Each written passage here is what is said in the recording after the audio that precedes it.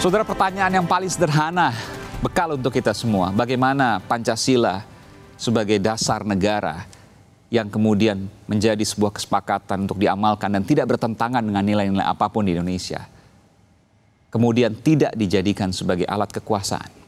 Mungkinkah itu? Saya akan mulai dari Gustika. Silakan Gustika.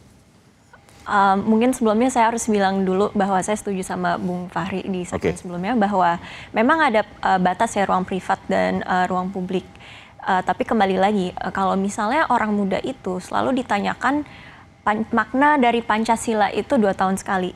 Waktu 1 Juni dan waktu menjelang 17 Agustus. Jadi sebelum-sebelumnya memang orang muda itu bukan orang muda saja, tapi kayaknya orang-orang yang terlahir atau tumbuh besar di zaman Orde Baru pun, terutama bahkan tidak bisa mengurai sendiri maknanya Pancasila untuk mereka sendiri itu apa.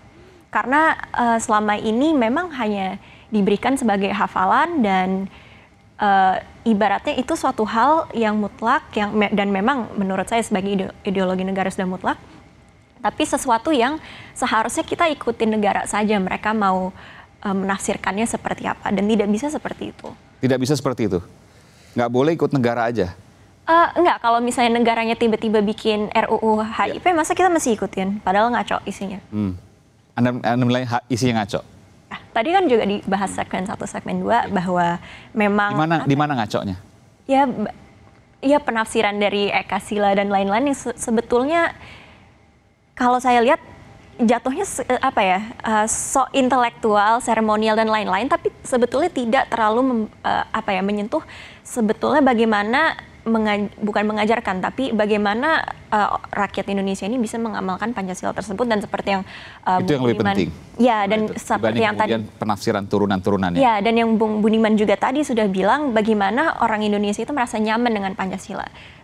Selama ini kan seperti Bung Aiman juga sudah bilang, Pancasila digunakan untuk menggebuk ideologi lain gitu. Tapi di UUD 1945 sendiri misalnya, pasal 33, pasal 27 ayat 2, pasal 34, itu semua bertumpu pada sosialisme misalnya. Kalau Pancasila digunakan untuk menggebuk ideologi lain mungkin nggak ada masalah, tapi permasalahannya adalah, koreksi kalau saya nanti, tapi permasalahannya adalah ketika kemudian digunakan untuk menggebuk lawan-lawan politik. Itu yang kemudian akan menjadi masalah. Silakan Bu Fahri. Jadi saya pernah kadang-kadang di ruang privat saya kan mencoba meninjau apakah ada potensi konflik antara Pancasila dengan agama secara teologis gitu.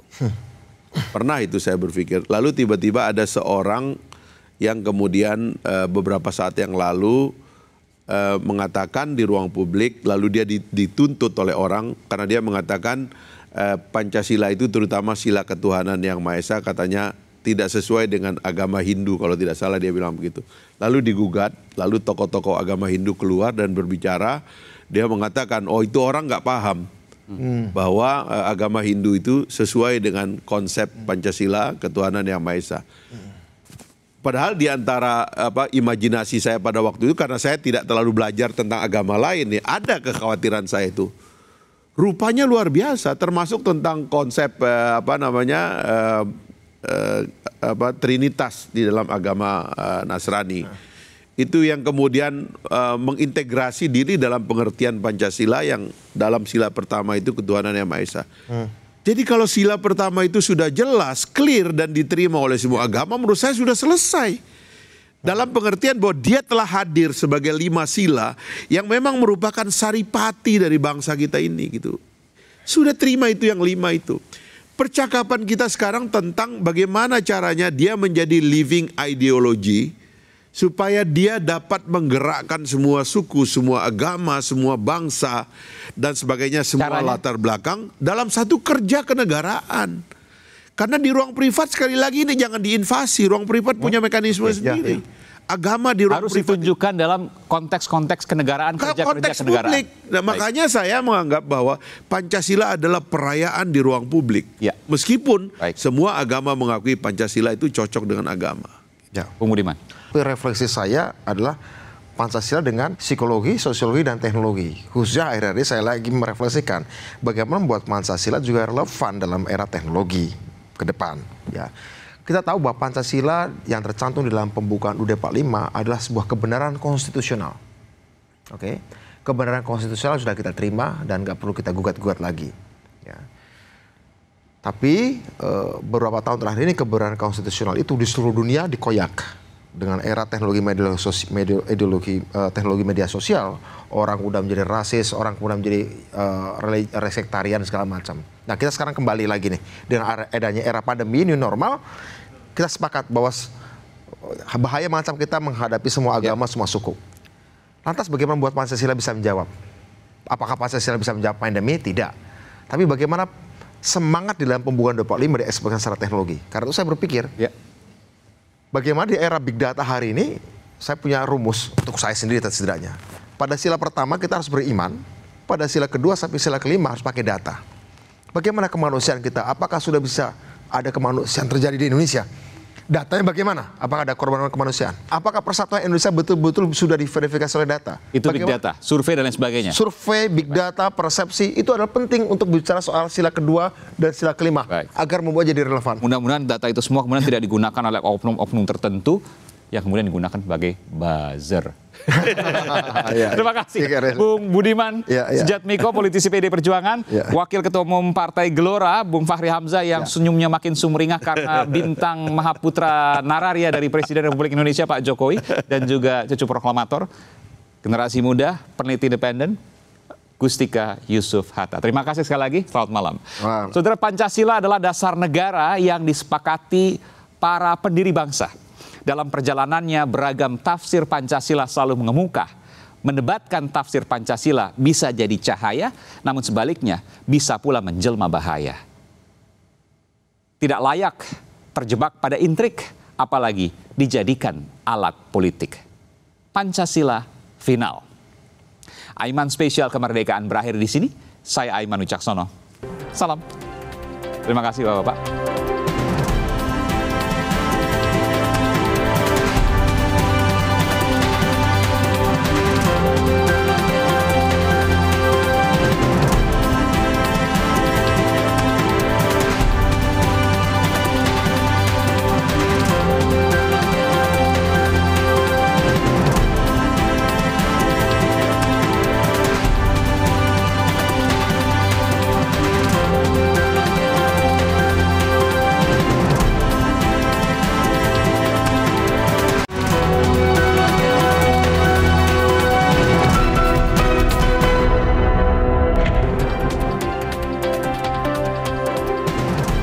Telah hadir juga bersama saya, saudara, generasi muda, peneliti independen, dan cucu proklamator lengkap nih.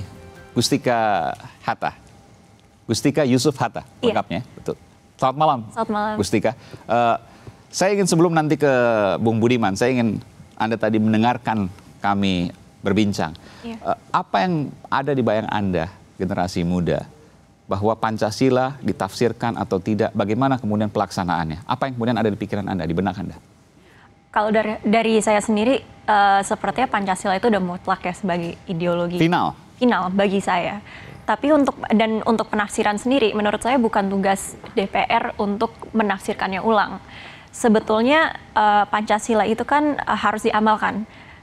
Tahun 1966, 13 Januari, Bung Hatta pernah menulis Pancasila Jalan Lurus. Di situ dia mengatakan sebagai penutupnya bahwa Pancasila adalah cita-cita yang harus diteruskan intinya dari cita-cita dari revolusi Indonesia. Pancasila Jalan Lurus. Pancasila Jalan Lurus. Jadi itu sudah jalan lurus lah intinya, udah final. Jadi selama ini kan sebagai orang muda ya, kalau misalnya mengacu pada pelajaran saya ketika saya masih duduk di bangku sekolah 15 tahun yang lalu atau lebih, itu kita cuma disuruh hafalin aja. Bukan misalnya disuruh ibaratnya menjadikan itu prinsip hidup dari individu masing-masing. Dan itu kan sebetulnya dicita-citakan pada awalnya. Bagaimana misalnya ketuhanan yang Maha Esa, dan ini juga sepertinya sudah dibahas di TAP MPR tahun 1978, bahwa salah satunya adalah tidak memaksakan orang lain untuk beragama yang sama seperti kita, dan ada butir-butir lainnya. Tapi itu sendiri tidak dijalankan. Selain itu misalnya keadilan sosial, apakah kita melihat keadilan sosial yang merata di Indonesia saat ini itu jelas tidak. Tidak lebih dari, Gustika merasa bahwa Pancasila pada waktu itu tidak lebih dari menghafal saja, kemudian pelaksanaannya juga bingung juga. Iya, dan sebetulnya sudah dari dulu ya, Bung Hatta mengatakan bahwa Pancasila ini penafsirannya dan menjalankannya ibaratnya sebagai lip service semata. Itu ditulis di Pancasila Jalan Lurus. Bung Budiman, jadi ada kegamangan, ada kegalauan. Ya Pancasila, 5 sila, hafal semua, tapi pengamalannya dan lain sebagainya bingung. Lalu kalau kemudian kita bicara tidak boleh ditafsirkan karena sudah final, tapi bisa bicara juga, ya sudah karena memang sudah 5 sila, ada di permukaan, itu saja kemudian dipahami dan diamalkan. Bagaimana kemudian? Sebuah teks seperti Pancasila atau dalam pembukaan UUD 45 itu adalah kalau dalam bahasa filsafatnya itu signifier, pemberi makna. Begini deh, Aiman misalnya seorang warga negara RC, membantu orang miskin, dan saya warga negara Indonesia membantu orang miskin. Bung Fahri misalnya warga negara Amerika Serikat membantu orang miskin. Tindakannya sama. Tapi apa yang menjadi signifiernya? Anda melakukan itu sebagai atas nama komunisme, saya melakukan itu sebagai pengamalan Pancasila, Bung Fahri memberi bantuan pada orang miskin sebagai pengamalan nilai-nilai Declaration of Independence Amerika. Perbuatan konkretnya sama, pemaknaan yang berbeda. Masalah kita adalah ketika saya ingin menjalankan sesuatu hubungan dengan Pancasila apa? Pancasila cukup berwibawa, tidak menjadi signifier, menjadi pemberi makna kehidupan sehari-hari. Ya, karena melakukan hal yang sama, tapi tafsirnya bisa berbeda-beda gitu ya, atau nilainya yang disematkan bisa berbeda-beda. Nah, sekarang bagaimana Pancasila cukup berwibawa untuk bisa memberi tafsir pada bahwa perbuatan itu Pancasila. Saya memberi bantuan pada orang miskin karena Pancasila, bukan karena komunisme, bukan karena liberalisme, bukan karena sosial demokrasi atau apapun. Bagaimana membuat Pancasila menjadi berwibawa untuk itu semua? Satu ideologi akan relevan kalau dia punya ekspresi secara teknologi, punya memberikan kenyamanan secara psikologi, dan juga memberikan harmoni secara sosiologi. Bagaimana penjelasannya? Penjelasannya begini. Sosiologi. Ya, artinya gini, aku merasa nyaman bahwa ketika aku memberikan suatu hal kebaikan, aku diklaim oleh Pancasila bahwa perbuatanku Pancasila, aku harus merasa nyaman. Karena itu, aku harus tahu bahwa setiap orang yang ngomong Pancasila, yang menganjurkan Pancasila, juga harus persis seperti yang aku lakukan. Kalau kemudian aku melakukan hal yang baik, dan aku diminta bahwa ini adalah atas nama Pancasila, tapi menganjurkan itu nggak melakukan hal yang sama, saya akan menolak. Kedua, secara sosiologis, bisakah antara kelompok-kelompok masyarakat Indonesia yang beragam ini juga merasa nyaman bahwa pela gandong, gotong royong, sabi lulungan di Sunda misalnya, atau whatever di suku-suku lain istilahnya, bahwa semuanya tiba-tiba dikasih tafsir Pancasila. Setiap suku, setiap tradisi itu juga harus merasa bahwa oh ya, bahwa di Sumatera Barat ada bahasa di Sarak pada Kitabuloh itu juga ada bagian dari Pancasila. Bagaimana di Jawa Barat Sili Asi, Sili Asa, Sili Asuh yang lebih lama daripada Indonesia ternyata adalah dari Pancasila. Orang harus merasa nyaman itu. Ketiga, teknologis. Kenapa? Untuk membuat menjadi relevan. Liberalisme Amerika, kapitalisme Amerika punya ekspresi teknologi dan ekonomi, namanya Facebook, namanya whatever lah ya. Cina punya ekspresi teknologi daripada ideologi sosialismenya. Mereka mampu, mereka memberi tafsir bahwa TikTok, bahwa Alibaba, bahwa Facebook, bahwa itu ada cara bagaimana kapitalisme Amerika direfleksikan menjadi teknologi untuk menyumbang pada peradaban. Pancasila ada nggak? Pancasila belum. Karena apa? Pancasila masih kita lihat sebagai benda mistis, sakti, sakral, holy. Jadi seluruh kosakata tentang itu pengennya relevan, tapi kosakata yang dipakainya itu adalah ujaran-ujaran masa lalu, pra-demokrasi, pra-revolusi industri. Ya. Bagaimana mungkin sebuah gagasan yang ingin menyambut masa depan disematkan gagasan-gagasan pra-revolusi industri? Itu prakteknya, tapi kemudian rasanya psikologis bahkan teknologi tidak ada yang bertentangan dengan Pancasila. Meskipun faktanya saat ini adalah kalau Anda kemudian ingin memukul alat politik, maka ketika Anda tidak Pancasila Anda dikatakan komunis. Ketika Anda tidak Pancasila maka Anda dikatakan khilafah. Macam-macam, sesuai dengan keinginan kelompoknya.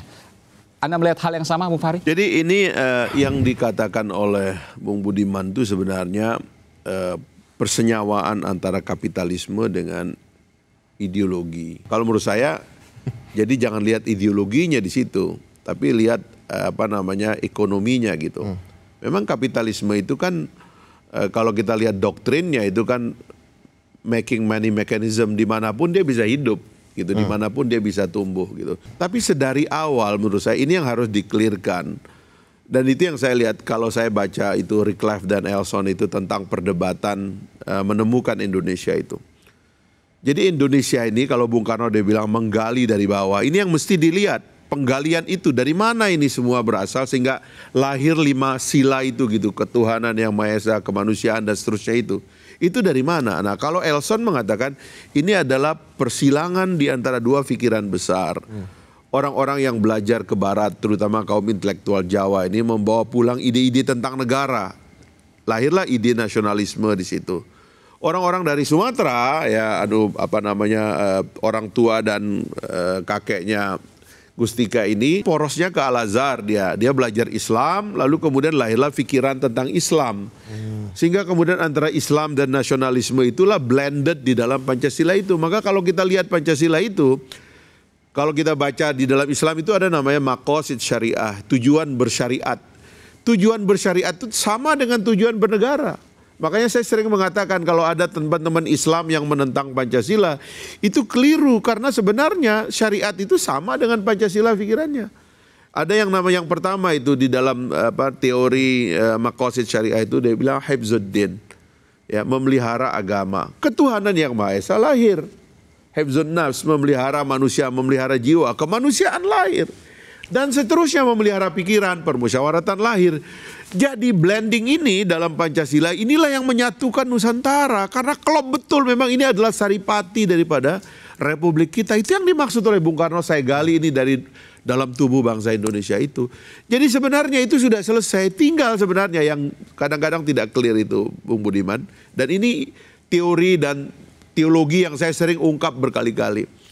Kapan orang itu berada di ruang negara? Kapan orang itu berada di ruang agamanya? Kapan orang itu berada di ruang publik? Kapan orang berada di ruang privat? Kalau Anda ingin negara itu melawan agama di ruang privat orang, mustahil itu akan gagal. Ya. Karena intensitas kita dengan agama itu sangat tinggi. Sementara intensitas kita bernegara itu nggak mungkin tinggi. Kita ini bangun pagi itu dengan doa, dengan agama, tidak dengan negara. Nanti mungkin jam 7 kita upacara anak-anak SD sekolah, baru menghafal Pancasila, hormat bendera. Tapi pribadi itu nggak boleh diinvasi oleh negara. Nah ini yang menurut saya, itu saja yang perlu kita clearkan supaya kita jangan konflik terus. Ya. Saya masih ingin memeriksa apa yang dikatakan oleh Bung Budiman itu lebih jauh. Nanti kita perlu obrolin ini lebih jauh. Karena ini yang saya khawatir. Kalau tiba-tiba ya kan negara itu ingin punya kebanggaan teknologi, sosiologi dan sebagainya itu, khawatir saya dia bentur dengan agama, dia bentur wilayah privat gitu.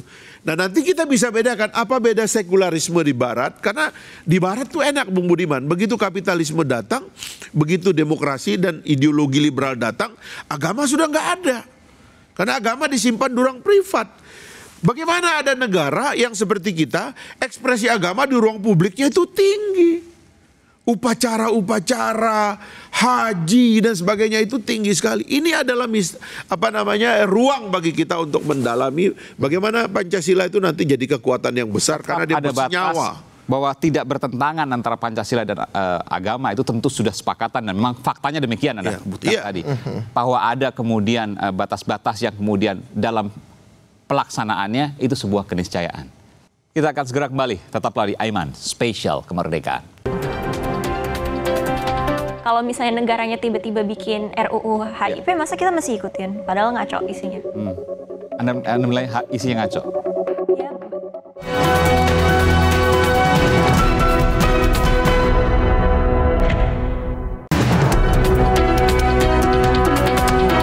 Aiman, Kompas TV, Pak Didin.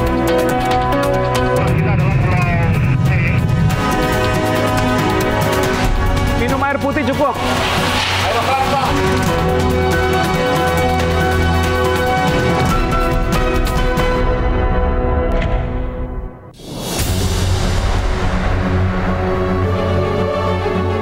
Dan secara tegas Presiden menyampaikan bahwa sampai saat ini pemerintah masih melakukan kajian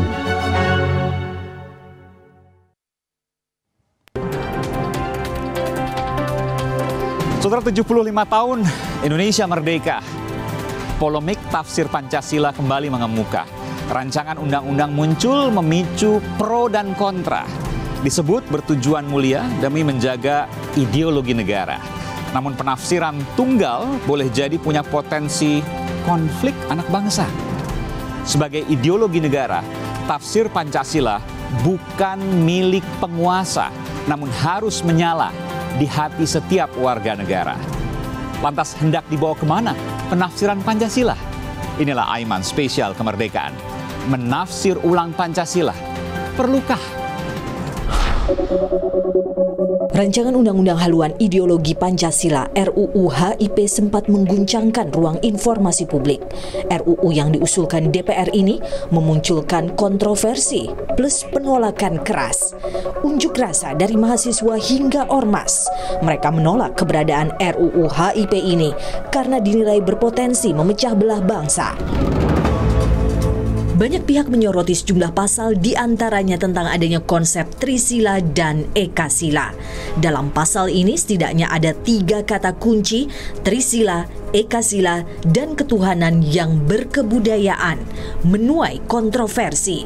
Hal ini dianggap merujuk hanya pada Pancasila 1 Juni 1945, bukan Pancasila yang disepakati dalam Sidang Panitia Persiapan Kemerdekaan Indonesia PPKI 18 Agustus 1945. Pasal kedua yang memicu polemik yakni tidak dicantumkannya TAP MPRS nomor 25 tahun 1966 tentang pembubaran Partai Komunis dan larangan ajaran komunisme, Marxisme, Leninisme. Polemik terakhir yakni memuat ketentuan TNI Polri yang masih aktif diperbolehkan mengisi jabatan sebagai Dewan Pengarah Badan Pembinaan Ideologi Pancasila atau BPIP. Muatan dalam draft tersebut dinilai tak sejalan dengan Peraturan Presiden Nomor 7 Tahun 2018, di mana BPIP hanya memperbolehkan purnawirawan mengisi jabatan. Pemerintah pun mengusulkan RUU BPIP sebagai pengganti RUU Haluan Ideologi Pancasila yang dinilai kontroversial. Kita kembali apa yang dulu dibacakan oleh Bung Karno pada tanggal 18 Agustus tahun 1945, yaitu Pancasila yang sekarang tertuang di dalam pembukaan dengan 5 sila dalam satu kesatuan makna dan satu tarikan nafas pemahaman. Nah, ini adalah satu sumbangsaran dari pemerintah kepada DPR. 75 tahun Indonesia merdeka, ideologi Pancasila sudah final. Perlukah kembali ditafsirkan? Telah hadir narasumber istimewa saya pada malam hari ini. Saya mulai dari Mas Budiman Sujatmiko, politisi PDI Perjuangan. Selamat malam, Mas. Malam, Aiman. Dan yang hari ini senyumnya lebih sumringah dari biasanya, Bung Fahri Hamzah, Wakil Ketua Umum Partai Gelora. Saya juga agak bingung nih, Partai Gelora ini warnanya biru atau sudah agak kemerah-merahan sekarang? Bung Fahri Hamzah. Terima kasih. Atau mau dijawab dulu Bung Fahri mungkin? Gabungan dari biru langit dan biru laut. Oh, biru laut. Nggak ada merahnya sekarang? Nggak ada. Nggak ada. Meskipun 2 kali ya pimpinannya sudah ketemu dengan Pak Jokowi di istana, tidak kemudian menjadi sedikit merah. Gitu. Ya, sebentar lagi ketemu dengan Ibu Mega mudah-mudahan. Luar biasa. Jadi akan merapat nanti 2024? Dasi Anda juga merah itu. Ini merah putih kalau gitu. Luar biasa. Bung Fahri. Iya. Saya ke Mas Budiman Sujatmiko. Ya. Mas Budiman, kita tentu ingat bahwa ramai-ramai, ribut-ribut, bahkan unjuk rasa beberapa kali terkait dengan ideologi Pancasila yang kemudian hendak ditafsirkan kembali. RUU HIP saya sebutkan. Saya ingin tanya pada Anda, pertanyaan yang paling mendasar dan sampai detik ini belum terjawab. Siapa sih konseptor RUU HIP? Konseptornya? RUU HIP saya sendiri bukan di DPR ya. RUU HIP sendiri kan usulan dari DPR. Tapi Anda politisi PDI Perjuangan, Anda pimpinan PDI Perjuangan. Dan kita juga mendapatkan diskusi bahwa sebenarnya yang kami usulkan adalah tentang pedoman untuk pelaksanaan sosialisasi Pancasila, ya, bukan mengacu kepada esensinya. Ya, kita berbicara Pancasila, kita nggak berbicara soal pidato-pidato kelahiran Pancasila atau proses sidang BPUPKI. Ya, Pancasila sejak awal kita adalah ya Pancasila yang kita pahami, kita sepakati di pembukaan Undang-Undang Dasar. Cuma ada satu usulan dan sampai sekarang kami di PD Perjuangan sepakat untuk tidak menyampaikannya. Ya. Ada usulan dari partai lain, kenapa kita hanya berbicara soal pengorganisasian dan sosialisasi Pancasila? Kenapa tidak membongkar, bukan membongkar ya, kenapa tidak meluaskannya menjadi soal-soal yang lebih substantif, kira-kira begitu. Berkaitan dengan Pancasila itu sendiri. Sementara sejak awal itu sudah disampaikan juga oleh Pak Ahmad Basarah berkali-kali bahwa sebenarnya PDI Perjuangan dalam posisi untuk bicara soal yang sekarang sudah sepakat untuk diajukan, yaitu BPIP ya. Nggak masuk pada wilayah sana. Dalam perdebatannya bergulirlah, kemudian tafsir tadi itu muncul. Dihubung-hubungkan dengan soal Trisila, Ekasila. Hubung-hubungan, tunggu sebentar. Tapi kan hasil dari RUHIP itu memang pada akhirnya memang Ekasila. Dan kalau Anda katakan tadi konseptornya adalah bukan PD Perjuangan karena ada usulan dari partai lain. Ada usulan dari partai lain, ya. Tapi kenapa kemudian yang muncul adalah Trisila dan Ekasila yang menjadi pokok pikiran utama dari Bung Karno. Rasanya kok agak sulit kemudian untuk tidak mengaitkan bahwa PDIP yang kemudian menyampaikan ini. Benarkah itu? Saya konfirmasi kepada Anda. Pertama-tama kita tidak dalam posisi, karena gini, kalau kita bicara soal pidato Bung Karno 1 Juni, dalam asas PDI Perjuangan, asas PDI Perjuangan adalah Pancasila sebagaimana termaktub di dalam pembukaan Undang-Undang Dasar 1945 yang disemangati, diinspirasi oleh semangat kelahirannya pada tanggal 1 Juni. Bagi kami, ini yang membedakan Pancasila di era reformasi dan Orde Baru. Di era Orde Baru ada tafsir tunggal. Sementara dari reformasi, dimungkinkan partai politik punya ciri. Tetap mengacu pada Pancasila, tapi punya ciri. Dan ciri kami adalah pidato 1 Juni sebagai inspirasi semangat dari pembukaan UUD 45. Ya, di mana di sana termaktub sila-sila di dalam Pancasila. Sehingga bagi kami, posisi kami adalah kita tidak bermaksud menjadikan ciri kepartean itu sebagai dasar negara. Tidak ada. Dan mungkin ini akan lebih pas lagi kalau direkonfirmasi lagi. Anda bisa cek lah di notulensi sidang-sidangnya. Saya kira akan bagus sekali kalau seandainya sebelum acara ini sudah ada riset terhadap notulensi sidang-sidangnya. Karena itulah yang paling valid, paling otentik untuk menunjukkan siapa sebenarnya yang memasukkan referensi terhadap Trisila atau Ekasila tadi semacam itu. Karena notulensi itu yang sebenarnya mungkin validitasnya bisa dipertanggungjawabkan. Bung Fahri, ada tanggapan terkait ini? Iya, saya kira memang ada problem dari awal yang kurang disosialisasikan oleh Presiden ketika mau menjamah teks-teks yang sensitif ya di dalam kita berbangsa dan bernegara ini. Kita tahu Pak Habibie dulu hanya merubah atau hanya memproduksi undang-undang untuk menyelesaikan transisi kita dalam demokrasi ya, dan terselenggaralah pemilu yang diakui dunia gitu akibat daripada perubahan itu. Lalu di zaman Gus Dur dan Ibu Mega kita mulai amandemen konstitusi. Itu juga seru sekali karena ini mulai menyentuh teks-teks inti. Untuk menutup perdebatan itu, waktu itu saya ingat waktu itu saya tenaga ahli di MPR. Kita mengatakan tidak akan ada perdebatan tentang pembukaan Undang-Undang Dasar. Sebab di situ ada Pancasila, di situ sensitifnya di situ. Sehingga relatif ya pembahasan amandemen 4 kali itu tidak ada masalah gitu. Tidak ada perdebatan terhadap Pancasila, maksudnya Pancasila ya sudah 5 sila, tidak perlu diturunkan. Karena ada di dalam pembukaan, jadi kita mengatakan pembukaan Undang-Undang Dasar itu tidak akan diubah oleh TAP MPR. Ini kita bicara MPR kan waktu itu. Pancasila mungkin tidak diubah, tapi kemudian dasar-dasar dari Pancasila 5 sila itu kemudian dielaborasi lagi, dibagi lagi. Karena itu yang kita bahas hanya batang tubuh dari Undang-Undang Dasar. Nah, kemudian di zaman Ibu Mega selesai itu 4 kali amandemen konstitusi. Pembukaan itu tetap. Nah, masuk Pak SBY, dia sama sekali tidak menyentuh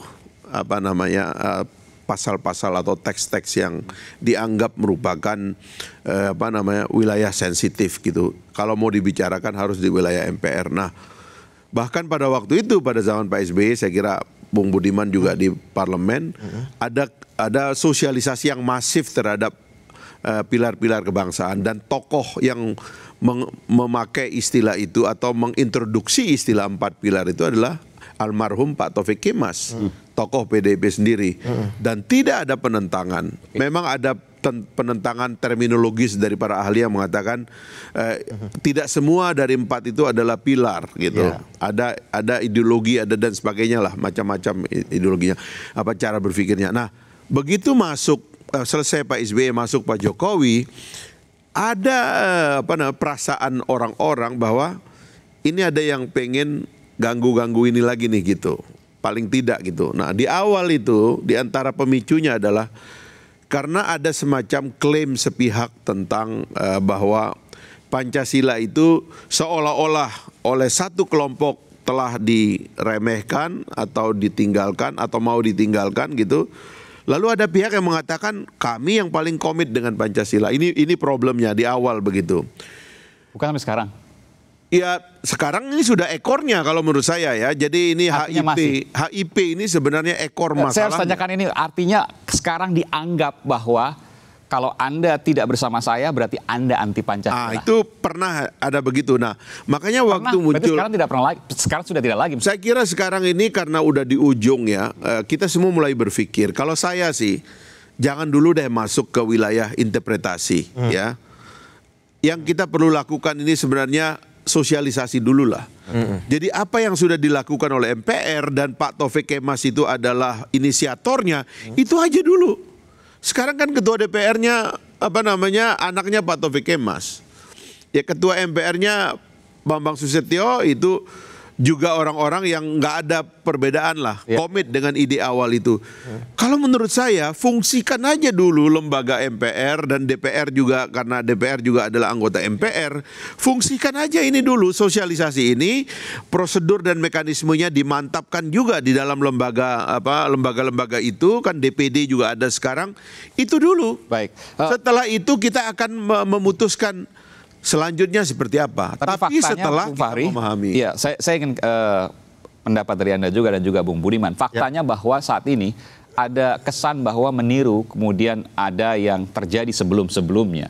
Bahwa ketika mencari hal yang kemudian untuk dalam tanda kutip memukul, maka digunakanlah Anda tidak Pancasila, Anda berlawanan dengan kami. Nah, kami akan tunjukkan nanti bagaimana kemudian teori itu bisa saya sampaikan kepada Bung Fahri dan Bung Budiman. Lepas jeda, tetaplah bersama kami di Aiman Spesial Kemerdekaan. Saya menganggap di awal itu ada histeria untuk mengatakan siapa yang salah dalam hal ini gitu loh. Dinamika yang seharusnya oleh Bung Budiman tadi diapresiasi seperti mana Bung Karno tadi bilang, dinamika itu dicap sebagai penyimpangan.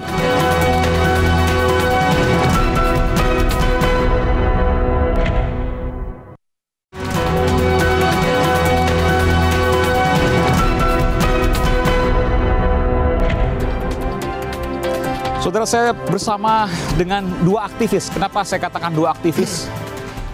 Kedua sosok yang berada di sebelah saya ini adalah sosok yang kemudian pernah mengalami asam garam di era Orde Baru.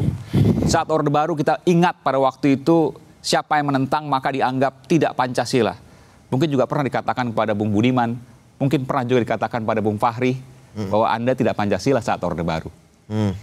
Kita akan dengarkan nanti mulai dari Bung Karno pada saat pidato ulang tahun peringatan Hari Lahirnya Pancasila 1 Juni. Berikut ini. Bahwa Pancasila yang saya gali dan saya persembahkan kepada rakyat Indonesia, bahwa Pancasila itu adalah benar-benar satu dasar yang dinamis, satu dasar yang benar-benar dapat menghimpun segenap tenaga rakyat Indonesia, satu dasar yang benar-benar bisa mempersatukan rakyat Indonesia itu untuk bukan saja mencetuskan revolusi, tetapi juga mengakhiri revolusi ini dengan hasil yang baik. Juga pada saat Orde Baru, tak henti-hentinya Presiden Soeharto kala itu juga mengingatkan akan pelaksanaan Pancasila dan Undang-Undang Dasar 45 yang murni dan konsekuen. Demikian kita terima Pancasila dasar negara, ideologi dan pandangan hidup kita untuk mencapai cita-cita masyarakat adil dan makmur berdasarkan Pancasila. Kalau demikian, ini harus konsekuen. Konsekuensinya apa? Ideologi yang sudah anut itu harus ditinggalkan. Kalau belum bisa meninggalkan, saya katakan sudah diparkir aja dulu. Sekarang kita ngalih kendaraan pada ideologi Pancasila. Satu. Pernyataan menarik dari kedua presiden kita, Presiden Republik Indonesia yang pertama dan kedua, Bung Karno dan Pak Harto. Termasuk juga mungkin Mas Budiman yang dianggap pernah diparkir karena dianggap punya ideologi lain. Betul Mas Budiman di era Orde Baru? Pertama, kita bandingkan ditahan, saya bilang, betul ya? Apa? Diparkir di LPG Cipinang. Bukan di halaman di halaman dalamnya. Kita bandingkan pidato atau pernyataan dua presiden itu. Ya. Bung Karno mengatakan Pancasila sebagai dasar negara untuk pengerahan tenaga rakyat dan sifatnya dinamis. Pak Harto mengatakan Pancasila ada satu-satunya dan yang lain nggak ada. Dari sini saya sudah ketahuan bahwa tafsir Bung Karno sebenarnya lebih progresif, membuka dinamika, ya, bukan untuk menggebuk. Sementara yang kedua, meskipun Bung Karno sempat mengatakan kalau kita panjangan tadi bisa digunakan untuk revolusi atau menghentikan revolusi. Tentu itu berbuntut panjang. Masalahnya begini, pada waktu itu kan menanggapi pidatonya DN Aidit yang mengatakan Pancasila sebagai alat pemersatu. Kalau kita sudah bersatu, kita nggak butuh Pancasila lagi. Ya kan? DN Aidit mengatakan begitu. Kenapa lahirnya 1 Juni diperingati? Ada kebutuhan menjadikan 1 Juni sebagai hari kelahiran Pancasila. Itu adalah respon Bung Karno terhadap pernyataan DN Aidit. Sejarahnya seperti itu. Jadi Pancasila bukan segera alat pemersatu. Dia dasar, tapi sekaligus dinamis. Dan di lain pihak, Bung Karno mengatakan menolerasi adanya ideologi kan? Artinya di situ. Bersama di situ, dinamis, bukan satu-satunya, tapi juga jangan pergi dari situ, kira-kira begitulah. Sementara Pak Harto tidak. Ini satu, di luar itu parkirnya bisa kemana-mana. Bisa dicap ekstrem kanan, seperti Pak Aim Fatwa misalnya, atau dianggap saya sebagai ekstrem kiri pada waktu itu, ya. Tapi artinya bahwa berbeda begitu ya, berbeda. Bung Karno, setahu saya dalam sejarahnya, meskipun beliau pernah memenjarakan oposisi dan merepresi pemberontakan, tidak pernah menggebuk orang dengan Pancasila. Tidak pernah menggebuk orang dengan Pancasila. Kalau yang dia gebuk pasti ada ancaman terhadap NKRI. Saya ke Bung Fahri, benarkah demikian? Pada NKRI ya. Ada kemudian pendapat bahwa Pancasila kerap digunakan oleh pemimpinnya untuk kemudian tadi saya menggunakan bahasa menggebuk lawan-lawan politiknya. Ya, itu tadi karena ini adalah teks yang paling sensitif gitu. Semua teks yang holy itu begitu. Jadi agama-agama punya pengalaman yang cukup fatal ya tentang itu semua gitu. Karena itu kalau kita dengan oknum-oknumnya tentu ya. Ya, oknum-oknum dalam sejarah gitu. Itu sebabnya kalau kita juga mensakralkan teks-teks bernegara kita dan tidak mau lagi mendiskusikannya, itu juga bisa mengarah kepada pemanfaatan teks untuk kepentingan politik. Seperti kata Bung Karno itu, konsepsi Pancasila itu sebagai dasar, sebagai ideologi, sebagai alat untuk membakar rakyat untuk turun berjuang, bersama-sama bersatu menatap ke depan, meneruskan revolusi Indonesia. Itu saya kira memang menyebabkan nanti Pancasila itu menjadi sesuatu yang hidup di tengah masyarakat secara lebih dinamis. Permasalahan tidak seutopis itu, tidak seindah itu, karena kan ada faksi-faksi, nah, itu ada kelompok-kelompok, kan ada perbedaan di tengah itu masyarakat. Tadi saya katakan, waktu kita mengamandemen Pancasila 4 kali, kita kunci di pembukaan Undang-Undang Dasar kita tidak rubah ya pada saat reformasi. Ya. Tapi kenapa kita merubah Undang-Undang Dasar itu relatif diterima? Karena jelas bagi kita bahwa ada penyelewengan di masa lalu menggunakan teks-teks itu gitu. Misalnya kewenangan presiden ya kan, kemudian jangka waktu daripada kekuasaan presiden yang tidak terbatas. Sehingga kita mau berdiskusi dan merubahnya. Tapi setelah kemudian amandemen konstitusi sudah kita lakukan 4 kali, Pancasila kita pastikan tidak akan ada perubahan, karena bahkan untuk amandemen konstitusi saja pembukaannya kita nggak mau amandemen karena ada teks Pancasila di dalamnya gitu ya. Ini udah tenang Dan karena itulah kemudian MPR mengintroduksi sosialisasi 4 pilar itu. Itu udah jalan. Udah ada cerdas cermat bagi anak-anak SMA, kita kemudian setiap reses keliling, sosialisasi dan sebagainya, bukan dengan cara penataran P4 zaman dulu. Udah ada, udah dinamis, ini aja dulu kita kerjakan. Nah tiba-tiba di tengah jalan, ini yang saya, mohon maaf, ini kritik saya kepada teman-temannya Mas Budiman. Ya, saya nggak minta maaf ke teman-teman Mas Budiman, karena minta maaf karena sering ke istana. Saya menganggap di awal itu ada histeria untuk mengatakan siapa yang salah dalam hal ini gitu loh. Dianggap seolah-olah dinamika yang seharusnya oleh Bung Budiman tadi diapresiasi seperti mana Bung Karno tadi bilang, dinamika itu dicap sebagai penyimpangan. Karena itu menurut saya ujungnya termasuk HIP ini akan digugat orang karena awalnya niatnya salah. Niatnya salah? Niatnya salah. Niatnya apa? Niatnya waktu itu menganggap bahwa yang lain tuh ingin mengganti Pancasila. Hanya karena berdinamika sebagaimana kehendak Bung Karno tadi. Jadi nggak boleh Pancasila ditafsirkan lagi. Pancasila final. Itu yang diinginkan. Padahal kita ini lagi menikmati kan. Misalnya tadi, saya waktu itu hadir di peringatan. Teman-teman banyak nggak mau hadir karena mengatakan oh nggak bisa. Pancasila lahir 18 Agustus. Saya datang ke 1 Juni, saya hadir, ada Bu Mega di situ. Kenapa saya hadir? Saya menghargai bahwa memang Bung Karno, kalau dilihat dari semua pidato yang ada, Bung Karno itu paling mantap pidatonya. Meskipun tim Perumus Panitia 9 tidak memakai teks yang dikeluarkan oleh Bung Karno. Tapi karena itulah kelahiran Pancasila tanggal 1 Juni menurut saya adalah kelahiran dinamika. Pancasila sebagai ideologi dinamis. Kalau itu kita terima ya bagus dong. Makanya saya ikut memperingati 1 Juni karena saya ingin Pancasila tetap dinamis. Jangan dibikin kaku.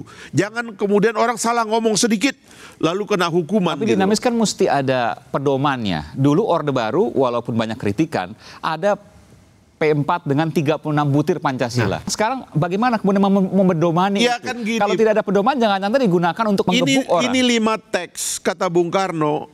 Aku gali dari saripati tubuh jiwa sejarah bangsa Indonesia. Kan ketuhanan yang Maha Esa, udah apalagi yang perlu diinterpretasikan sudah ada. Ini perlu diperdebatkan saja. Kenapa misalnya? Tidak perlu kemudian digariskan. Apa itu sila pertama, bentuknya seperti apa? Itu yang saya khawatir. Itu nanti dianggap kitab suci. Itu yang berbahaya. Gitu. Saya kira Pancasila adalah sebuah teks negara, teks politik. Lahir dari perdebatan rasionalitas manusia, filosofis. Makanya satu hal kita berbicara Pancasila, tapi kita tidak pernah belajar 2 hal. Satu, di Amerika Serikat itu ada namanya Federalist Papers, tempat perdebatan para pendiri bangsa. Indonesia harus digali itu namanya perdebatan 2 momentum. 1 BPUPKI dan 2 sidang-sidang konstituante. Karena itulah 2 momentum ya penting ideologi dan dasar negara Pancasila tentang 1 Juni 1945 sampai 18 Agustus 1945. Ya, itu harus dikupas. Ada naskah-naskah itu ada dan sama naskah-naskah konstituante, debat-debat konstituante. Karena begini, itu adalah 2 momentum di mana soal-soal ideologi itu menjadi sangat penting. Dan yang menarik adalah di kedua momentum itu orang yang hadir itu masih adalah para politisi atau pendiri bangsa yang berpikir dan membaca. Itu adalah energi dan ide-ide yang paling murni, paling otentik, dan paling grande yang pernah dimiliki oleh bangsa Indonesia. Setelahnya, harus saya akui, politik kita kebanyakan transaksional dan pragmatis. Sehingga ketika membicarakan ideologi dalam kerangka pelaku-pelaku yang kebanyakan pragmatis dan transaksional, maka hasilnya akan banal, dangkal. Kedua, ketika Pancasila di 36 butirkan, itu menjadi totalitarisme. Karena dia mengatur semua perilaku sehari-hari. Menjadi otoriter. Bukan sekedar otoriter, totaliter. Bahkan totaliter. Niatnya totaliter, cuma nggak akan bisa jadi totaliter karena pendiri Orde Baru sendiri tidak menunjukkan kepancasilaan ya. Kenapa? Mengatur semuanya, semua atur perilaku sehari-hari segala macam itu sangat berbahaya ya. Karena itu kita berbicara Pancasila, teksnya tidak kita ubah. Bahkan rumah ibadah Pancasila. Ada rumah ibadah, ada yayasan amal bakti Muslim Pancasila. Misalnya seperti itu ya. Seolah ada satu masa baru keislaman ya. Tapi intinya saya ingin mengatakan bahwa secara teks memang kita akui pembukaan UUD 45, tapi kita lupa seringkali bangsa Indonesia bahwa membaca Pancasila itu harus dalam kerangka pembukaan UUD 45. Karena kalau kita bisa 5 sila Pancasila itu kering. Jadi nggak perlu tafsirkan sama sekali? Tafsirnya itu ada di alinea 1, 2, dan 3. itu adalah pembukaan Undang-Undang UUD 45. Cukup di situ, tidak perlu kemudian ditambah lagi. Bagi saya pembukaan UUD 45 itu adalah sebuah tafsir yang elegan, tidak menggurui, historis, filosofis, metodologis. Kalau ingin mengacu lahirnya masing-masing alinea itu, silakan periksa dokumen-dokumen sidang BPUPKI. Artinya tidak perlu ada teks lain, termasuk juga Trisila. Teksnya adalah acuannya sidang-sidang BPUPKI. Termasuk juga Trisila dan Ekasila. Kita akan kembali ada nanti. Trisila, Ekasila, ada Piagam Jakarta. Kita bicarakan, kita buka, diskusikan.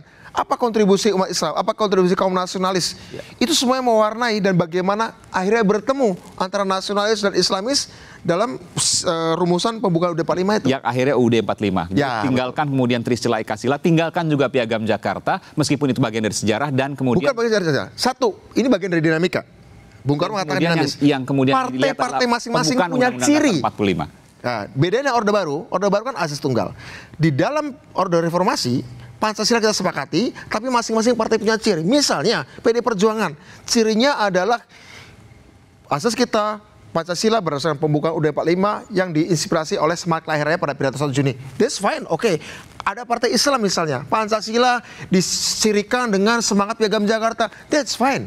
Menurut saya, oke aja, selama tidak mengubah pembukaan UUD 45. Tapi sudah kesepakatan ke Undang-Undang Dasar 45. Jadi kemudian pasti. Tidak kemudian menggunakan teks yang lama tadi, Trisila, Ekasila maupun Piagam Jakarta. Sebagai ciri boleh. Sebagai ciri. Kita akan bicarakan nanti sebagai ciri saja. Seperti apa, bagaimana batasannya, apakah kemudian bisa digunakan untuk alat kekuasaan. Kita akan kembali saat lagi. Jadi ada kegamangan, ada kegalauan. Ya Pancasila, 5 sila, hafal semua, tapi pengamalannya dan lain sebagainya bingung. Lalu kalau kemudian kita bicara tidak boleh ditafsirkan karena sudah final, tapi bisa bicara juga, ya sudah karena memang sudah 5 sila, ada di pembukaan, itu saja kemudian dipahami dan diamalkan. Bagaimana kemudian?